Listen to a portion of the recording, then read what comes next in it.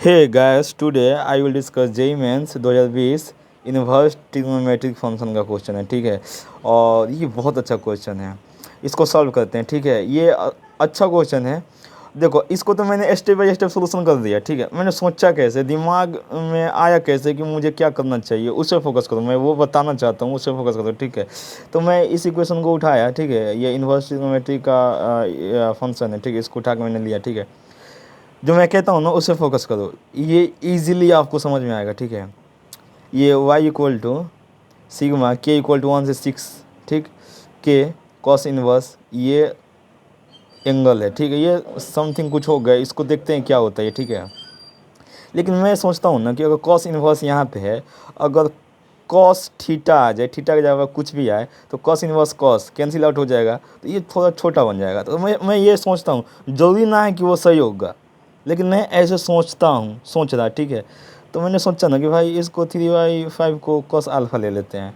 Cos alpha क्यों लिए कि कॉस कॉस माइनस, और ये साइन साइन हो जाए तो कॉस ए माइनस या बी या कॉस ए प्लस बी का फॉर्मूला अप्लाई हो जाएगा। ठीक है, तो हम यही सोच के दिमाग लगाएं। ठीक है, तो अब इसको हम ले लिए कॉस अल्फ़ा। ठीक है, और 3 3 4 5 ये बहुत फेमस नंबर है, 3 4 5 और 3 4 5। ठीक है, तो 3/5 को अगर हम कॉस अल्फ़ा लिए हैं तो 4/5 ये साइन साइन अल्फ़ा बन जाता है। ठीक है, तो ये 3/5 के जगह पे कॉस अल्फ़ा अगर ले लेते हैं तो 4/5 की जगह पे साइन अल्फ़ा बन जाता है। आप ट्रायंगल बना के निकाल सकते हो। ठीक है, इसमें कोई कन्फ्यूजन ना होना चाहिए मेरे ख्याल से। ठीक है, अब देखो यहाँ पे तो कॉस अल्फ़ा ले लिए, 3/5 की जगह पे कॉस अल्फ़ा, 4/5 की जगह पे साइन अल्फ़ा।